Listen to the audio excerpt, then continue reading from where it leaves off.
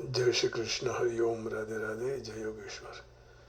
बंशीधरं दोत्रधरं नमामि मनोहरं मोहहरं च कृष्णं मालाधरं धर्मधुरं धरं च पार्थस्यरध्यकरं च देवं कर्तव्यदीक्षां च समत्वशिक्षां ज्ञानस्य भिक्षां शरणागतिं च ददाति गीता करुणाद्रभूता कृष्णेन गीता जगतो हिताय।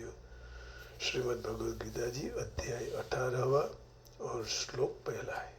अब अर्जुन ने पूछा, सब ज्ञान प्राप्त होने के बाद कहा कि प्रभु, संन्यासस्य महाबाहो तत्त्वमिच्छामि वेदितुं त्यागस्य च ऋषिकेश पृथक्केशी निषूदन। हे महाबाहो ऋषिकेश, हे केशी निषूदन, केशी नाम के राक्षस को मारने वाले, हे प्रभु, मैं संन्यास और त्याग के तत्व को अलग अलग तरह जानने की इच्छा रखता हूँ। संन्यासस्य महाबाहो तत्त्वमिच्छामि वेदितुं त्यागस्य च Rishikesh पृथक्केशी निषूदन। Arjuna said, O mighty armed Sri Krishna, O indweller of all, O savior of Keshi, I wish to know severely the truth of sannyasa and also the त्याग। त्याग बहुत महत्व की चीज है, इसलिए अर्जुन ने त्याग के बारे में पूछा। और संन्यास माने सम्यक न्यासः, जीवन को कैसे कहाँ ले जाना, स्थापित करना, यही अंतिम मार्ग है। तो उसके लिए भी अर्जुन ने पूछा। अर्जुन कह रहा है, Arjuna said, O mighty armed one, I wish to understand the purpose of renunciation, त्याग, and of the renounced order of life, sannyasa, of killer of the Keshi demon, killer मारने वाले, master of the senses। तो महाबाहो भगवान से प्रार्थना किया। भगवान कह रहे हैं कि पृथक्केषु निषूदन, संन्यासस्य महाबाहो पृथक्केशी निषूदन। यहाँ अर्जुन की यह जिज्ञासा के समाधान में जो जो बातें कही गई है, उनके आधार पर अर्जुन के मन में आए हुए जिज्ञासाओं का भी अनुमान लगा सकते हैं। किस प्रकार? संन्यासस्य महाबाहो तत्त्वमिच्छामि वेदितुं। तो अर्जुन का सीधा प्रश्न है कि संन्यास किसको कहते हैं? कोई भी कर्म के साथ कर्ता का भाव नहीं रहना, बुद्धि का कहीं भी लिप्त न होना। ये 18वें अध्याय के 17वें श्लोक भगवान कहेंगे कि भाई बुद्धि कहीं लिप्त न हो, और कहीं भी कर्तापन का भाव न रहो, मैं करने वाला नहीं हूँ। तो वह संन्यास का भाव है। यस्य नाहं कृतो भावो बुद्धिर्यस्य न लिप्यते हत्वा स इमान् लोकान् हन्ति न निबध्यते न हन्ति न निबध्यते। जो मनुष्य का मैं करता हूँ ऐसा भाव नहीं है, और जिसके पास बुद्धि जिसकी लिप्त नहीं होती है, तो युद्ध में यह सब लोगों को मारकर वास्तव में हंता भी नहीं है, और वह बंधन में भी नहीं आता है। मारकर भी वो बंधन में नहीं आता है। वास्तव में न वो मारता है, मार कर भी नहीं मारता है, और बंधन में नहीं आता है। यस्य नाहं कृतो भावो बुद्धिर्यस्य न लिप्यते हत्वापि स इमान् लोकान् न हन्ति न निबध्यते। फिर सन्यासी कैसा होना चाहिए? तो सन्यासी राग रहित, अनहमवादी, धैर्य उत्साह से युक्त, सिद्धि असिद्धि में निर्विकार होना चाहिए। ये भी भगवान ने 26वें श्लोक में कहा। कि सन्यासी विकार रहित हो, निर्विकार, मान अपमान कुछ भी मिले तो भी कोई विकार नहीं आवे, कहीं कुछ अपमान हुआ, कुछ मिला न मिला। मुक्त संगो नहम वादी, सात्विकता के लक्षण है। मुक्त संगो नहम वादी, धृत्युत्साह समन्वितः, सिद्ध्य सिद्ध्योर निर्विकारः, कर्ता सात्विक उच्यते। जो कर्ता राग रहित, कर्तृत्व अभिमान से रहित, धैर्य उत्साह धारण करने वाला और कार्य की सिद्धि के असिद्धि में हर्ष शोक आदि का विकारों से रहित कर्ता सात्विक कहा गया है। अब कहते हैं कि संन्यास का साधन कैसा होना चाहिए, तो कहते हैं सात्विक बुद्धि वाला, वैराग्यवान, एकांत सेवन करने वाला, इंद्रियों का नियमन करने वाला, शरीर वाणी और मन को संयत करने वाला होना चाहिए। ये 18वें अध्याय के 51 से श्लोक से 53 श्लोक तक भगवान ये कह रहे हैं। इसकी चर्चा हम करेंगे ही, लेकिन फिर भी बुद्ध्या विशुद्धया युक्तो धृत्यात्मानं नियम्य च शब्दादीन् विषयांस् त्यक्त्वा रागद्वेषौ व्युदस्य च विविक्तसेवकी लघ्वासी यतवाक्काय मानसः ध्यानयोगपरो नित्यं वैराग्यं समुपाश्रितः अहंकारं बलं दर्पं कामं क्रोधं परिग्रहं विमुच्य निर्ममः शान्तो ब्रह्म भूयाय कल्पते। जो विशुद्ध सात्विकी बुद्धि से युक्त वैराग्य को आश्रित एकांत का सेवन करने वाला, नियमित भोजन करने वाला साधक धैर्य पूर्वक इंद्रियों को नियमन करके, शरीर वाणी और मन को वश करके, शब्दादि विषयों का त्याग करके, राग द्वेष को छोड़कर निरंतर ध्यान योग परायण हो जाता है। अहंकार, बल, दर्प, काम, क्रोध और परिग्रह से रहित होकर, ममता रहित, शांत होकर ब्रह्म प्राप्ति के पात्र बन जाता है। तो इसका ये साधन बताया। अब सन्यासी के आचरण कैसे होने चाहिए, तो कर्तृत्व अभिमान और राग द्वेष से रहित होना चाहिए। तो ये 18वें अध्याय के 23वें श्लोक में कहा। तो सन्यासी बनना सरल नहीं है। नियतम संगरहितम अरागद्वेषतः कृतम अफल प्रेप्सुना कर्म यत्तत्सात्विकमुच्यते। जो कर्म शास्त्र विधि के नीत किया हुआ हो, कर्तापन का अभिमान से रहित हो, फल की लालसा रहित मनुष्य के द्वारा राग द्वेष रहित किया गया हो, तो वह कर्म सात्विक कहा गया है। अब सन्यासी का भाव कैसा होना चाहिए, है ना, क्योंकि भाव भी बहुत महत्व का है। यदि भाव ठीक न हो तो फिर काम नहीं चलता। तो यह 20वें श्लोक में भगवान ने कहा, सर्वभूतेषु येनैकं भावम् अव्ययमीक्षते अविभक्तं विभक्तेषु तज्ज्ञानं विद्धि सात्विकम्। जो ज्ञान से साधक भिन्न भिन्न सारे प्राणियों में अविभाजित रूप में एक अविनाशी भाव सत्ता को देखता है, उस ज्ञान को सात्विक, वो समशत्रौचपन्न है ना, मित्रे च तथा मानापमानयोः, अथवा तो शुनि चैव स्वपाके च पंडिता समदर्शिना, सब में समानता का भाव देखे। संन्यास का फल क्या है, तो परमात्मा में प्रविष्ट होना।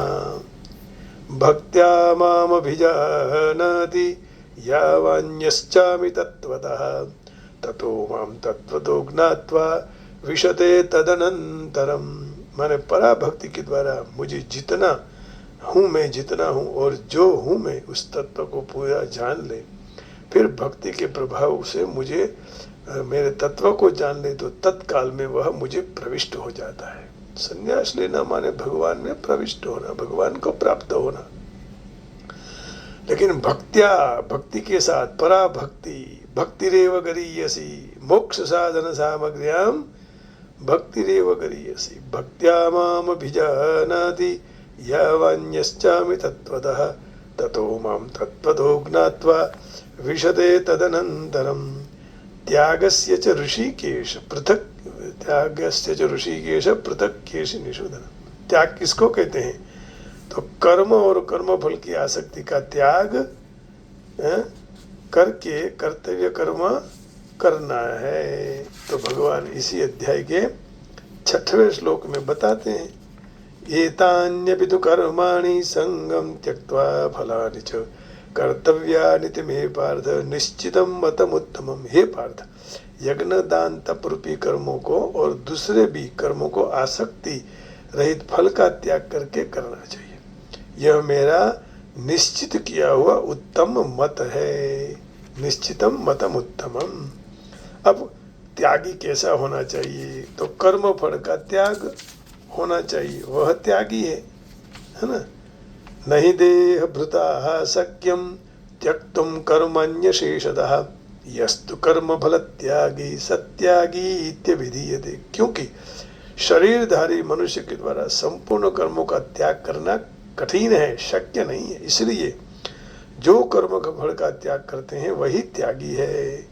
कर्म फल को छोड़ दो, तो वो तो कर सकते हैं ना। अब त्याग का साधन क्या होना चाहिए? तो कर्म फल की आसक्ति का त्याग। त्याग करने के लिए साधन भी चाहिए ना। तो भगवान ने 9वें श्लोक में कहा, कार्यमित्येव यत्कर्म नियतं क्रियते अर्जुन संगम त्यक्त्वा फलं चैव सत्याग सात्विको मतः। हे अर्जुन, केवल कर्तव्य मात्र करना है ऐसा समझकर जो कर्म आसक्ति और फलेच्छा का त्याग करके यदि किया जाए तो वह सात्विक त्याग माना जाएगा। इस प्रकार भगवान ने बहुत चर्चा की। आगे और भी कहेंगे त्यागी की आचरण कैसे होने चाहिए।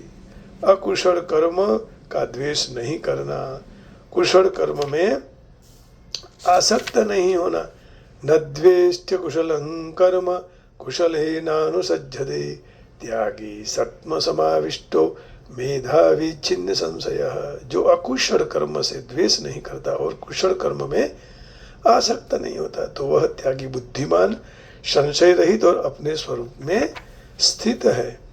फिर त्यागी का भाव कैसा होना चाहिए? कर्तव्य मात्र करने का, वो तो अभी ही कहा 9वें श्लोक में, कार्यमित्येव यत्कर्म नियतं क्रियते अर्जुन संगम त्यक्त्वा फलं चैव सत्याग सात्विको मतः। त्याग का फल क्या होना चाहिए? तो न द्वेष्ट्य कुशलं कर्म कुशलेनानुसज्जते त्यागी सत्व समाविष्टो मेधावी छिन्न संशय। तो यहाँ असत को असत जानना, फिर भी वहाँ तक सत की प्राप्ति नहीं होती जहाँ तक मनुष्य सत की प्राप्ति को ही अपने जीवन का सर्वोपरि लक्ष्य नहीं बना लेता है। तो हे महाबाहो, संबोधन सामर्थ्य का सूचक है। अर्जुन के द्वारा संबोधन का प्रयोग करने का भाव है कि आप सारे विषयों को कहने में, करने में, देखने में, सुनने में समर्थ हैं। इसलिए मेरी जिज्ञासा का समाधान आप इस तरह से करो कि मैं सारे विषय को ठीक तरह से समझ सकूं। ऋषिकेश संबोधन अंतर्यामी का वाचक है। इसके प्रयोग में अर्जुन का भाव है कि मैं संन्यास और त्याग को तत्व को जानने की इच्छा रखता हूँ। इसलिए इस विषय में जो जो आवश्यक बात है वह मुझे मेरे बिना पूछा ही कह दो। केशी निषूदन संबोधन विघ्नों को दूर करने वाला सूचक है। इस प्रयोग में अर्जुन का भाव है कि जिस तरह से आप अपने भक्तों के सारे विघ्न दूर करते हो उस तरह मेरे सारे विघ्नों के अर्थात संशयों को, शंकाओं को दूर कर दो। जिज्ञासा बहुधा दो तरह से प्रकट की जाती है, अपने आचरण के लिए और सिद्धांत को समझने के लिए। तो जो केवल भगवान के लिए माने सीखने के लिए सिद्धांत समझते हैं तो वह केवल पुस्तकों के विद्वान बन जाते हैं, नए पुस्तकों का सृजन कर सकते हैं, परंतु अपना कल्याण नहीं कर सकते हैं। तो यहाँ जीवन का लक्ष्य क्या होना चाहिए? प्रभु प्राप्ति ही होनी चाहिए। अपना कल्याण तो वही कर सकते हैं जो सिद्धांत को समझकर उनके अनुसार अपना जीवन बनाने के लिए तत्पर हो जाते हैं। यहाँ अर्जुन की जिज्ञासा भी केवल सिद्धांत को जानने के लिए नहीं है, परंतु सिद्धांत तो जानकर उसके अनुसार अपना जीवन बनाने के लिए है। एषा ते विहिता सांख्ये बुद्धि योगे त्विमां शृणु दूसरे अध्याय के 39वें श्लोक में सांख्य पद को यहाँ संन्यास पद से कहा गया है। ईशा ते विहिता सांख्य, वही पद यहाँ संन्यास, संख्य मानव संन्यास, तो भगवान ने भी सांख्य और संन्यास के पर्यायवाची माना है। दोनों एक दूसरे के पर्यायवाची। जैसे 5वें अध्याय के दूसरे श्लोक में संन्यास, चौथे श्लोक में सांख्य योगो, 5वें श्लोक में यत सांख्य ही और 6ठे श्लोक में संन्यासस्तु पदों का एक अर्थ में प्रयोग हुआ है। इसलिए यहाँ अर्जुन ने सांख्य को भी संन्यास कहा है। तो दोनों की बात एक मिलती है, दोनों मित्र है ना। इस तरह बुद्धि योगे त्विमाम शुणु, आवेल योग आए हुए योग पद को यहाँ त्याग पद से कहा गया है। भगवान ने भी योग, कर्म योग और त्याग को पर्यायवाची माना है ना। जैसे भगवान दूसरे अध्याय के 48वें श्लोक में संगम त्यक्त्वा धनंजय, 51वें श्लोक में फलम त्यक्त्वा कर्मयोगेन योगिनाम त्यक्त्वा कर्म फला संगम, चौथे अध्याय 5वें अध्याय योग 5वें श्लोक में तद योग गम्यते, 11वें श्लोक में 5वें अध्याय के, फिर संगम त्यक्त्वा 12वें अध्याय में कर्म फलम त्यक्त्वा, 12वें अध्याय के श्लोक में त्यागात त्यागच्छन्तिरनन्तरम। पदों का जो अर्थ में प्रयोग किया है वह अर्जुन ने कर्मयोग का त्याग किया है, कर्मयोग को ही त्याग कहा है। तो ठीक तरह से संन्यास नाम सम्यक न्यासः संन्यासः। तो तात्पर्य ये हुआ कि प्रकृति की जीत सर्वथा प्रकृति को देने के लिए छोड़ देना चाहिए। विवेक द्वारा प्रकृति से अपना संबंध विच्छेद कर लेना ही संन्यास कहा गया है। बहुत अच्छी बात कही। विवेक के द्वारा प्रकृति से अपना सर्वथा संबंध विच्छेद कर लेना ही संन्यास है। प्रकृति की जीत सर्वथा प्रकृति ने आपा छोड़ी देवाना है ना। तो कर्म और फल की आसक्ति को छोड़ने का नाम ही त्याग है और वही संन्यास है। फिर कपड़े से संन्यास धारण करने की जरूरत नहीं है ऐसा भी नहीं समझना, वो भी सन्यासी है, वो भी सब त्याग करके छोड़े कर रहे हैं। लेकिन ऐसे कपड़ों में भी, संसारी कपड़ों में भी आप सन्यासी बन सकते हो, ये भगवान ने एक द्वार खोल दिया। लेकिन वो सन्यासी के लिए बारे में भी कुछ गलत बोलने की जरूरत नहीं है, वो भी अच्छे हैं क्योंकि उन्होंने तो सब घर बाहर छोड़ दिया है बाहर से, फिर अंतर से छोड़ने की साधना करते रहते हैं, तो वो तो श्रेष्ठ सन्यास है। तो 6ठे अध्याय के श्लोक में जो कर्म और फल में आसक्त नहीं होने देता है वह योगारूढ़ हो जाता है ना। फिर वह योग कर्म फल में आसक्त न हो तो आज तुम सन्यासी बन जाओगे, कोई देर नहीं लगेगी। तो कर्म योग ज्ञान योग के विषय में अर्जुन ने तीसरे अध्याय के आरंभ में भगवान को थोड़ा ठपका बोलते हैं ना, कहा कि 5वें अध्याय के आरंभ में मैं जानना चाहता हूँ क्या ज्ञान योग कर्म योग श्रेष्ठ कौन है। तो इन दोनों का तत्व वो जानना चाहता है।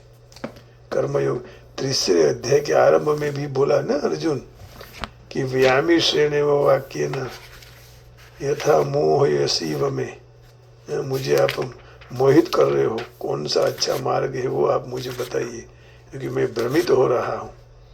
अर्जुन उवाच जायसी चेत् कर्मणस्ते मता बुद्धिर्जनार्दन तत्किं कर्मणि घोरे मां नियोजयसि केशव व्यामिश्रेणेव वाक्येन बुद्धिं मोहयसीव मे तदेकं विद निश्चित्य येन श्रेयोहमाप्नुयाम। वो बोल रहा है कि मेरा जिससे कल्याण होता है वो आप बताइए, है ना। तो सांख्य योग संन्यास का ही पर्यायवाचक है, उसकी चर्चा इस श्लोक में बहुत की गई है।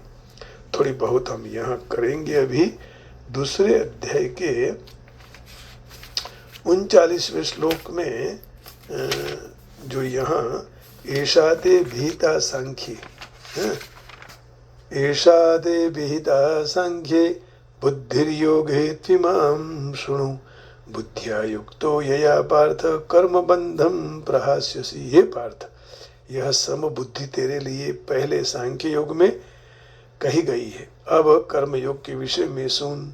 सम बुद्धि से युक्त हुआ तू कर्मों के बंधन को अच्छी तरह से त्याग देगा, माने कर्म बंधन से छूट जाएगा। अब देखो 5वें अध्याय के दूसरे श्लोक में जो कहा ना संन्यास, ये संन्यास और त्याग एक दूसरे के पर्यायवाची हैं, यही भगवान सिद्ध करना चाहते हैं और भगवान ने भी उसका स्वीकार कर लिया है। तो 5वें अध्याय के दूसरे श्लोक में भगवान क्या कह रहे हैं, आइए उसकी जरा स्पष्टता कर लेते हैं। क्या कहा भगवान ने? श्री भगवान उवाच संन्यासः कर्मयोगश्च निःश्रेयस्करावुभौ तयोस्तु कर्म संन्यासात् कर्मयोगो विशिष्यते। तो संन्यास माने सांख्य योग और कर्मयोग दोनों कल्याण करने वाले हैं, परंतु इस दोनों में भी कर्म संन्यास सांख्य योग से कर्मयोग साधन में सुगम होने से श्रेष्ठ है, माने संन्यास माने सांख्य योग। अब देखो इसी अध्याय के 4थे श्लोक में भगवान सांख्य योगौ ऐसा प्रयोग किया भगवान ने। सांख्य योगौ पृथक बालः प्रवदन्ति न पंडितः एकमप्यास्थितः सम्यक् उभयोर्विन्दते फलम्। तो बालक बुद्धि के मनुष्य सांख्य योग और कर्म योग को अलग अलग फल देने वाले कहे, लेकिन जो ज्ञानी लोग हैं वो नहीं, डाया मानसो इन दोनों में से एक साधन में भी सम्यक तरह से स्थित मनुष्य दोनों के फलरूप परमात्मा को प्राप्त कर लेता है। तो सांख्य योगो माने सांख्य माने संन्यास ही। 5वें श्लोक में यहाँ ये कहा यत् सांख्यैः प्राप्यते स्थानं तद्योगैरपि गम्यते एकम सांख्यम च योगम च यः पश्यति स पश्यति। सत्य એ જ જોવે છે જે પ્રભુને બધે જ જુએ છે, माने सांख्य योगियों के द्वारा जो तत्व प्राप्त किया जाता है वह कर्मयोगी के द्वारा भी प्राप्त किया जाता है। इसलिए जो भी मनुष्य सांख्य योग और कर्मयोग को फल रूप में एक देखते हैं वही यथार्थ देख रहे हैं, गलत नहीं देख रहे। और 6ठे श्लोक में भगवान ने क्या कहा? संन्यासस्तु महाबाहो दुःखमाप्तुमयो गतः योग युक्तो मुनिर्ब्रह्म न चिरेणाधिगच्छति। परंतु ये महाबाहो, कर्म योग के बिना सांख्य योग सिद्ध होना मुश्किल है। मननशील कर्मयोगी बिना विलंब पर ब्रह्म परमात्मा को प्राप्त हो जाता है। इसी तरह बुद्धि योगे त्रिमाम शुणु अध्याय दूसरे के 39वें श्लोक में जो अभी हमने चर्चा की, ऐसा ते विहिता संख्ये बुद्धिर्योगे त्रिमाम शुणु। तो बुद्धिया युक्तो यया पार्थ कर्म बंधम प्रहास्यसि। फिर भगवान ने कर्म योग और त्याग को पर्यायवाची माना। दूसरे अध्याय के 48वें श्लोक में 48वें श्लोक में देख लेते हैं क्या कहते हैं भगवान। माने दोनों को पर्यायवाची बनाना स्वीकार है।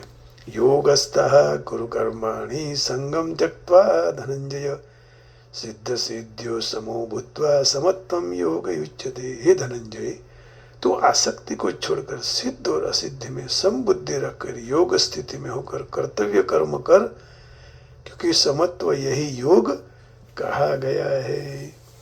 अब देखो 51वें श्लोक में फलम त्यक्त्वा कहा।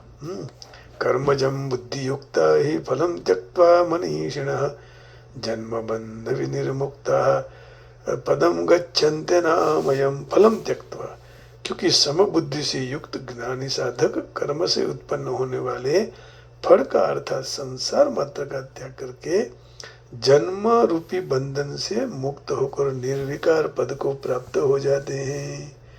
फलम त्यक्त्वा। अब तीसरे अध्याय के तीसरे श्लोक में क्या कहा? कर्म योगेन योगिनाम सांख्य योगेन।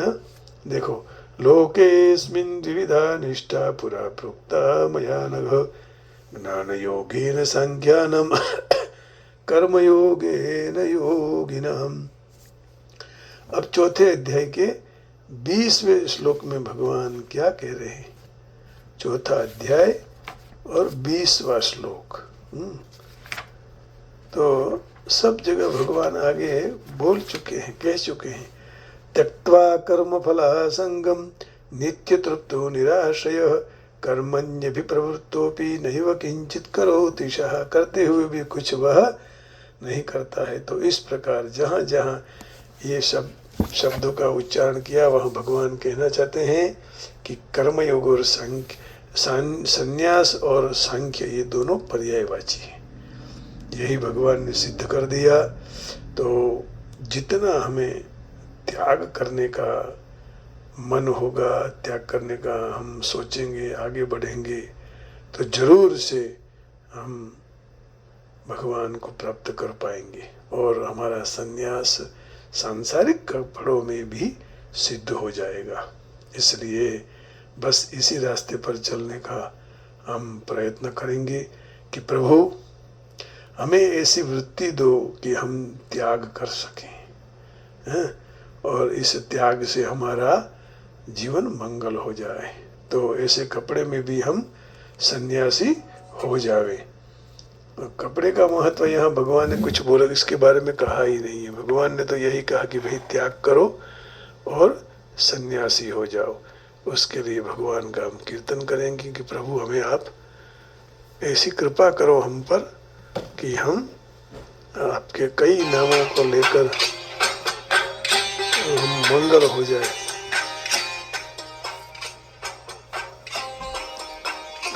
छे हजार कया नाम लखवी कंकुर, हरि तारा नाम 6000 कया नाम लखवी कंकोतरी, कया नाम लखवी कंकोतरी, हरि तारा 6000 नाम, कया नाम लखवी कंकोतरी। रोज रोज बदले मुकाम, कया गाम लखवी कंकोतरी, हरि तारा 6000 नाम, कया नाम लखवी कंकोतरी।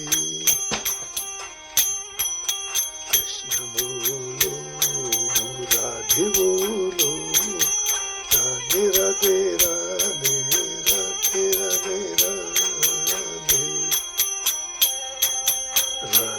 राधे राधे राधे राधे राधे। मथुरा मोहन तू गोकुल गोवाड़ियो, द्वारिका नूरायरण छो, कया नाम लखवी कंकोतरी, नाम 6000, कया नाम लखवी कंकोतरी। रोज रोज बदले मुकाम, कया नाम लखवी कंकोतरी। कृष्ण बोलो राधे बोलो, कृष्ण बोलो राधे बोलो।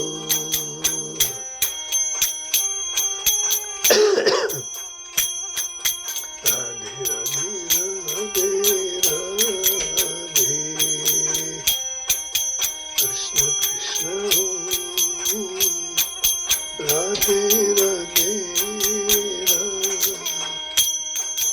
कोई सीताराम कहे, कोई राधे श्याम कहे, कोई सीताराम कहे, कोई राधे श्याम कहे, कोई कहे नंदनो किशोर, कया नामे लखवी कंकोतरी, हरि तारा 6000 नाम, कया नामे लखवी कंकोतरी।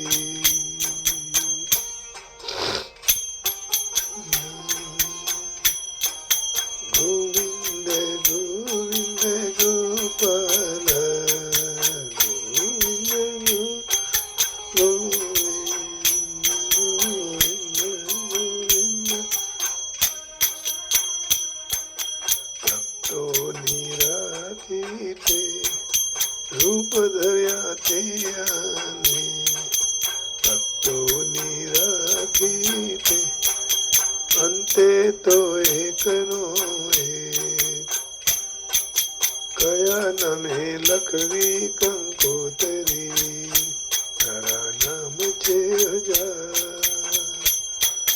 કયા નામે લખવી કંકોતરી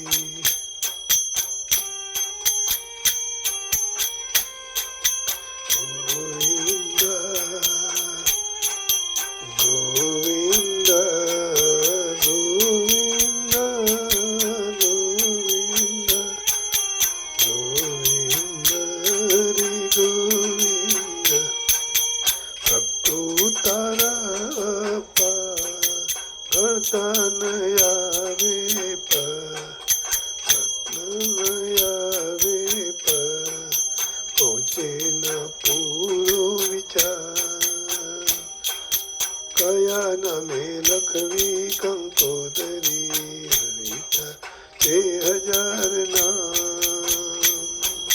કયા નામે લખવી કંકોતરી ગોવિંદ ગોપાલા ગોવિંદ ગોવિંદ ગોપાલા ગોવિંદ ગોપાલા ગોવિંદ ગોવિંદ નરસિંહ મહેતાનો સ્વામી સાંભળ્યો નરસિંહ મહેતાનો સ્વામી સાંભળ્યો વીરાનો ગિરધર ગોપાલ કયા નામે લખવી કંકોતરી હરિતર છે હજાર નામ કયા નામે લખવી કંકોતરી રોજ રોજ બદલે મુકામ કયા ગમે લખવી કંકોતરી તારા છે હજાર નામ કયા નામે લખવી કંકોતરી રાધે ગોવિંદા રાધે રાધે ગોવિંદ રાધે રાધે રાધે રાધે ગોવિંદ तो अनेक नाम रूप वाले भगवान आप सबके हृदय में बैठे हुए हैं। आप सबको प्रणाम करके वाणी को विराम देता हूँ। जय श्री कृष्ण, हरि ओम, राधे राधे, गोविंदा गोविंदा, ओम नमः। जय राम जी की, राम राम जी प्रभु, जय श्री राम।